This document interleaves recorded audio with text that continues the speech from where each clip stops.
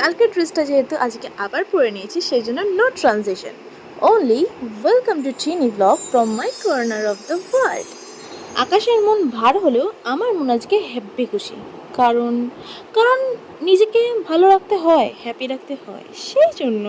কিন্তু ওই যে সবার সুখ কপালে সয় না, আমারও সেই হয়েছে। কিভাবে শুয়েছিলাম তো জানি না, ঘাড়ে কিভাবে লেগে গেছে, ঘাড় ব্যাঙ্গাতে পারছি না।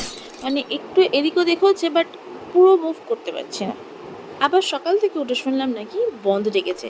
কেন, কি জন্য তো জানি না, কিন্তু আমাকে তো ডিউটি যেতেই হবে। তাই খুশি মনে ছাতা হাতে প্যান্ট গুটিয়ে নিয়ে মারলাম দৌড়। যা পাবো তাতেই উঠবো, অন্তত স্টেশনটুকু তো পৌঁছানো যাবে। তো চলো। যত বাস স্ট্যান্ডের দিকে এগোচ্ছি বৃষ্টি আরো বেশি বেশি করে পড়াশোনা শুরু করেছে। কে জানে ওর মা হয়তো বকাঝকা করবে আমার মায়ের মতো, সেই জন্য। অথচ রাস্তায় যখন পৌঁছেছি দেখি বন্ধের বিটাও নেই, দুটো বাস অলরেডি তখন রেস করছে কে আগে পৌঁছাবে।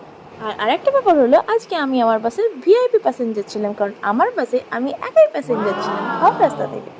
ঘড়ি তখন অলরেডি বলে দিয়েছে ইউ আর লেট, বাট আমি কি করবো, বৃষ্টিতে ডিউটি যাচ্ছি, এটাই অনেক বড় ব্যাপার না। হসপিটাল পৌঁছে কিছু কাজ করে এরকম বৃষ্টির ওয়েদারে বন্ধুর হাতে চিকেন খেয়ে আজকের লাঞ্চটা কমপ্লিট করলাম। এবার একটু কাজ করে ল্যাদ খেয়ে অপেক্ষা করছিলাম ছুটির, কিন্তু সেই ছুটি তো আর মেলে না।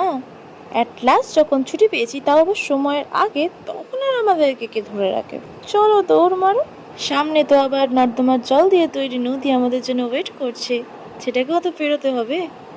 যতক্ষণ বাসে ছিলাম একটা বারের জন্য বৃষ্টি হয়নি, মানে পড়ছিল কিন্তু ভেজার মতো নয়। জাস্ট বাস থেকে নেমেছি, এমন বৃষ্টি শুরু হয়েছে যে হাফ কাক ভেজা আমি হয়ে গেছি। দেখলে তো অনেক শহরের নদী, এবার মিট করো আমাদের গ্রামের নদীর সাথে। মিট আওয়ার গ্রামের নদী। হাই। ওর ভিজে অবস্থায় বাড়ি এসে চুল খোলার নামে আয়নার সামনে নিজের একটু থোপাটা দেখে নিয়ে চললাম একটু ইয়েমানই স্নান সারতে। স্নান করাটা আমার এত পছন্দের একটা কাজ যে স্নান করতে গেলে আমি সময় হিসাব রাখতে ভুলে যাই, আর অলওয়েজ লেট হয়ে যায়, আর আমার ফ্রেন্ড আমার জন্য ওয়েট করে।